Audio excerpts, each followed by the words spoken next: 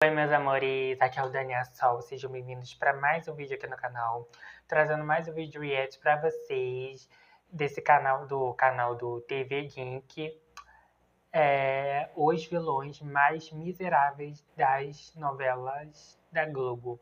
Eu espero que vocês gostem, não esqueça de deixar seu like, se inscrever no canal, que é novo canal, seja muito bem-vindo, e vamos lá ver essas peças desses vilões. Sabe aquele tipo de gente que você vê na novela e já sente vontade de enfiar a mão na tela, dar um sacode e gritar: "Toma vergonha na cara"? Pois é, hoje a gente vai falar deles, os maiores vilões das novelas brasileiras. Esses seres malignos que passaram décadas tocando o terror no horário nobre, enquanto você jantava arroz, feijão e caos emocional. Esses canalhas de luxo são tão icônicos, mas tão icônicos, que se tivessem um sindicato, o nome seria Ai, a Sinistro. Carminha. Sindicato dos Intérpretes Nacionalmente Inesquecíveis de Sadismo, Trapaça, Rancor e Olhar Psicopata. Então já sabe, deixa o like, se inscreve no canal e vem comigo relembrar desses canalhas da dramaturgia nacional.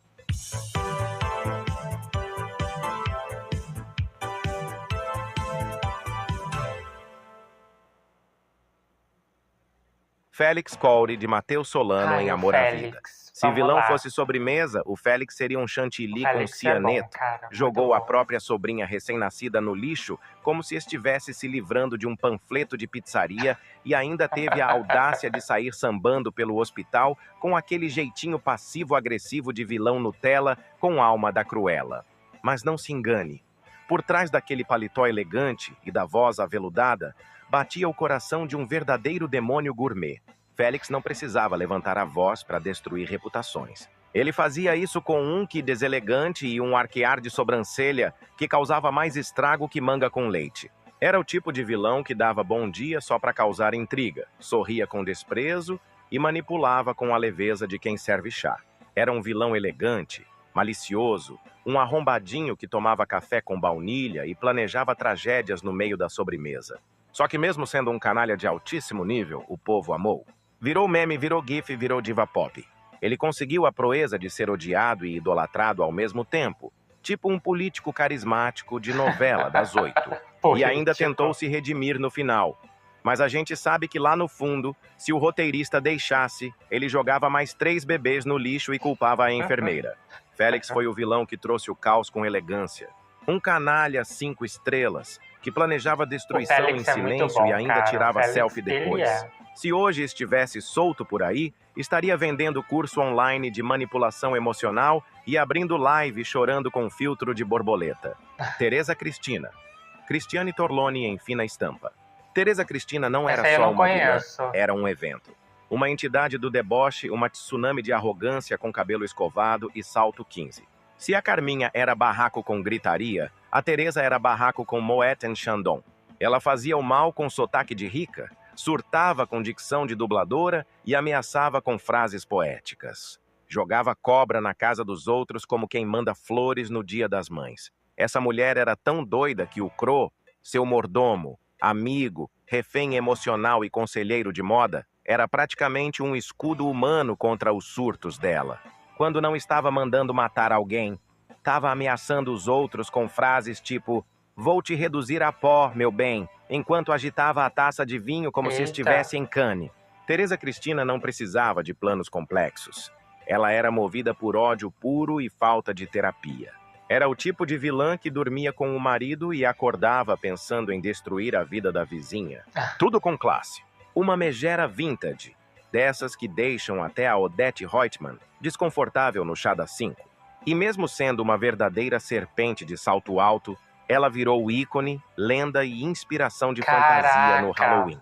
Uma vilã que provou que dá sim pra matar, chantagear e causar pânico com elegância, sotaque e uma pitada de loucura embalada à falta de Gardenal. Olavo Novaes. Wagner Moura em Paraíso Tropical. Olavo era o típico vilão executivo com alma de planilha maldita. Um filho da mãe engravatado, criado a suco verde e falta de empatia. O sujeito não sujava as mãos porque tinha subordinado para isso. Frio, calculista, cínico e com aquele olhar de quem já demitiu alguém sorrindo. Se existisse MBA em Canalice, ele dava aula magna. E o pior, o cara era convincente. Falava bonito, cheirava a perfume caro e espalhava veneno no ar-condicionado central da empresa. Subiu na vida pisando em todo mundo com a leveza de um drone assassino. Era tão escroto que dava vontade de torcer pelo vilão da outra novela, só para ver esse traste se ferrar com estilo. E não dava nem para dizer que ele era sozinho nesse rolê do mal. Olavo ainda tinha a Bebel, a periguete classe A, que se equilibrava entre o poste e o Projac. Juntos, formavam um casal mais tóxico que caipirinha com desinfetante. Ele usava da esperteza, ela o corpão, e juntos aplicavam golpe até na sombra. Era parceria de crime, de cama e de falcatrua. Mas justiça poética vem, meu querido. E o fim do Olavo foi digno da sua arrogância. Levou bala do próprio meio-irmão num tiroteio mais tenso que reunião de inventário de parente. Morreu como viveu, achando que era intocável. Só que dessa vez o script não salvou. Foi tiro, grito, chão e silêncio. Adeus, executivo do mal. Olavo foi o vilão da meritocracia invertida. Subiu rápido demais, voou alto sem asa e caiu baleado, com a soberba escorrendo junto com o sangue. E o público? Aplaudiu com gosto, abriu uma cerveja e gritou: "Se lascou, seu merdinha." Flora. Patrícia Pilarem, a favorita. Flora entrou na novela com cara de coitada, voz mansa de professora particular e jeitinho de quem fazia crochê ouvindo Sandy e Júnior. E o Brasil inteiro caiu feito pato gripado. Era aquela coisa: "Ah, essa Donatella é muito louca, a Flora é um anjo injustiçado." Pois é, no capítulo da virada, o anjo arrancou as asas, afiou a faca e revelou que era o próprio cão com progressiva. Essa mulher enganou o país por 50 capítulos seguidos. Fez o público torcer por ela, defender ela nos grupos de família e até chorar por ela. Nossa, eu imagino. Aí, do nada, abriu aquele sorrisinho psicopata, colocou a trilha sonora sinistra e pá! Virou vilã oficial com selo de aprovação do capeta. Parecia que o espírito da Carminha tinha baixado, com 30% de Nazaré e um toque de Coringa na TPM. Flora era do tipo que mentia e nem mudava de cor. Se fazia de vítima enquanto arruinava vidas com a delicadeza de um rolo compressor. Chantageou com estilo, manipulou com maestria e matou mais que o INSS matando a esperança de quem quer se aposentar. Dependendo da ocasião, ela resolvia com um copo de vinho em uma mão e um 38 na outra. Tudo com aquele jeitinho meigo de quem vai na feira comprar tapioca orgânica. O final foi frio, seco e merecido. Flora foi presa, desmascarada com provas, e saiu algemada com aquele olhar de psicopata frustrada que não entende como perdeu. Sem discurso, sem drama, sem plateia, só a derrota silenciosa e definitiva de uma vilã que achava que enganaria o mundo para sempre. Saiu com a mesma frieza com que matou, mentiu e manipulou, fingindo que nada era com ela. Carminha. Adriana Esteves em Avenida Brasil. Carminha maravilhosa. Puta que pariu. Nossa, Carminha é muito boa, cara. Inferno! Nossa, mano, Carminha. Minha vilã favorita. Nossa, não tem como. A Carminha não tem como. Avenida Brasil foi uma das minhas novelas favoritas, junto com As Empreguetes. Nossa, não tem como. Não tem como. Carminha foi o furacão de lixo emocional que passou por cima da inocência do Brasil em horário nobre. A mulher era falsa num nível que a própria mentira pedia transferência de escola. Chorava de joelhos na igreja e meia hora depois estava se agarrando com o amante dentro do barraco. Era uma atriz tão boa que faria Dercy Gonçalves chorar e Regina Duarte pedir aula particular. E no meio da lama, o Tufão, aquele pamonha do coração mole que virou o rei dos corno manso da dramaturgia brasileira. Um ex-craque do Flamengo que foi driblado em casa com mais facilidade que zagueiro ruim em pelada de churrasco. O cara era tão tapado que dava vontade de entrar na novela e sacudir ele pelos ombros gritando: "Acorda, animal!" A mulher desgraçava a vida dele de segunda a sábado e ele achava que era azar. Carminha manipulava geral como se fosse diretora de escola de teatro de 5ª categoria. Se fazia de mártir, de vítima, de mãe dedicada, e no segundo seguinte já estava armando sequestro fake e enganando até padre. Era vilã, roteirista, diretora e protagonista da própria novela e ainda tinha tempo para humilhar pobre e posar de santa de camiseta branca. O final foi lindo. escorraçada, desmascarada, humilhada em praça pública, largada no lixão como um OB usado. Mas ela saiu de cabeça erguida, com cara de quem faria tudo de novo. Porque Carminha não é vilã qualquer, é entidade do caos emocional. E depois dela, Tufão virou sinônimo de corno de elite, categoria Libertadores, com faixa e troféu de otário do ano. Odete Roitman, Beatriz Segal em Vale Tudo. Odete Roitman era o tipo de gente que, se fosse real, você atravessava a rua para não cruzar o olhar. Rica, arrogante, elitista, nojenta e cheia de ódio por tudo que ganhava até 5 salários mínimos. Ela não gritava nem surtava. Ela te destruía com um olhar e uma frase passivo-agressiva, dita entre um gole de uísque e um comentário racista disfarçado de opinião. Essa mulher desprezava o filho porque ele tinha ética, princípios e tentava ser um ser humano decente. Nossa, já ela cabelo tratava dela, qualquer cabelo sinal dela de muito moralidade lindo. como falha de caráter. Infernizou a filha que tinha problemas com a birita. Odiava a mocinha porque era pobre. Odiava o Brasil porque tinha brasileiro pobre. Era a personificação do ódio de classe, o espírito da elite podre que não aceita ser contrariada nem quando tá errada. E o pior, falava com aquele tom calmo e cínico, como se fosse a própria consciência da maldade. Era tipo se o diabo tivesse feito intercâmbio em Paris e voltasse fluente em escrotidão refinada. Ela não precisava matar ninguém com as próprias mãos. Ela terceirizava a maldade com elegância. Fazia da vida dos outros um inferno administrativo, como se fosse a síndica do prédio do capeta. O Brasil inteiro odiava essa lazarenta com gosto, de um jeito visceral, orgânico, tipo ranço enraizado. E quando ela foi assassinada, o país comemorou como se fosse carnaval fora de época. A pergunta quem matou Odete Roitman virou bordão, meme, piada e até trauma. Foi a vilã que saiu da ficção e virou entidade do rancor coletivo. Depois da Odete, o nome Roitman virou sinônimo de nojenta, rica e escrota, com sotaque chique. E mereceu cada milímetro da antipatia nacional. Nazaré Tedesco. Renata Sorrah em Senhora do Destino. Nazaré Tedesco não era só vilã, era um perigo arquitetônico ambulante. A mulher transformou escada em arma de destruição em massa. Se você ouvia uma doida ecoando pela casa, era melhor correr, rezar ou se agarrar no corrimão. Era a arma porque dela, ela vinha. mano. E quando vinha, era com aquele olhar de doida varrida. A franja em pé e a pose de quem já empurrou o marido, a vizinha e o entregador do iFood escada abaixo. A mulher era obcecada por gravidade. Não dava um tapa, não jogava um vaso, não armava barraco. Usava a Ela escada. empurrava.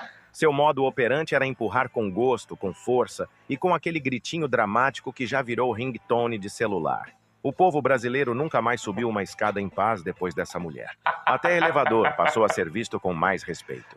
Também adorava sequestrar criança, dar golpe na enteada. Era maníaca da tesoura e do ventilador na piscina. Eita, mulherzinha virada no giraia, meu irmão.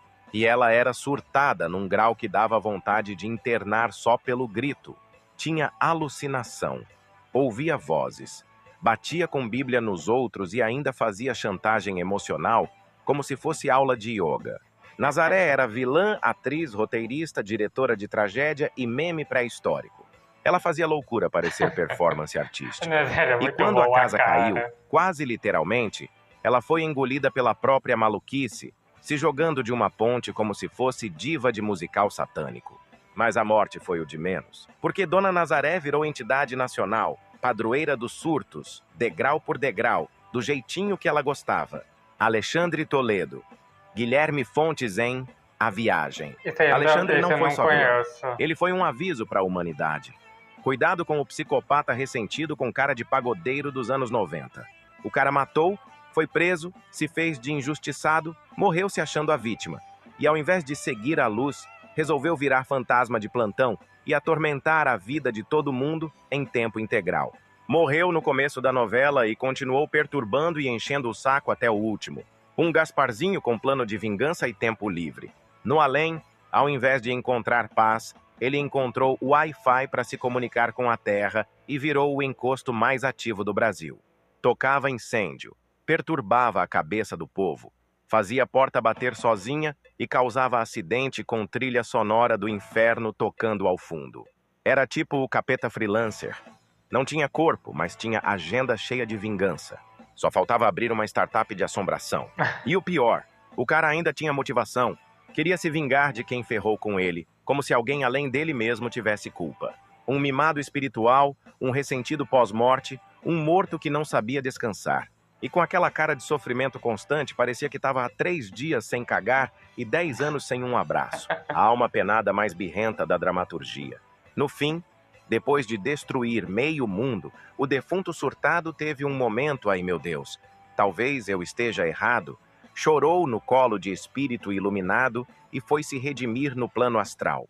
Mas já era tarde. O Brasil inteiro já tinha pegado trauma de espelho embaçado, vento sem motivo e gente que chama Alexandre. E se você chegou até aqui sem ser empurrado da escada, manipulado por vilã surtada ou assombrado por defunto rancoroso, já pode se considerar um sobrevivente da dramaturgia brasileira. Deixa o like, se inscreve no canal e comenta aí qual vilão te fez xingar a TV na hora da janta. Ai, mano, não tem como. Ai, o Félix, a Carminha, a Nazaré é muito bom, cara. Literalmente, a arma da Nazaré era a escada. Ai, mano, os vilões eram muito bons. Eu não sei se eu não sei se hoje em dia eu não acompanho novela. Eu não sei se os vilões estão bons ou, sei lá, tudo virou, sei lá, vilão Nutella. Porque os vilões de antigamente eram muito, muito bom. Literalmente, Carminha, nossa, eu vi a Avenida Brasil todo dia porque eu queria acompanhar a Carminha, porque a Carminha era muito boa. Um inferno pra mim, um inferno! Não tem como, cara. Pra mim, os vilões de antigamente de novela brasileira eram muito bons. Eu não sei como é que está hoje. Se tão bons ou tudo caiu ladeira abaixo. Foram empurrados pela escada pela Nazaré. Então eu não sei como é que tá. Então é isso, meus amores. Eu espero que vocês tenham gostado. Não esqueça de deixar seu like, se inscrever no canal. Deixa no comentário aí qual é o seu vilão favorito aqui. E qual também é o seu favorito que não apareceu aqui na lista, tá bom? E é isso, meus amores. Um beijo pra todos. E até o próximo vídeo.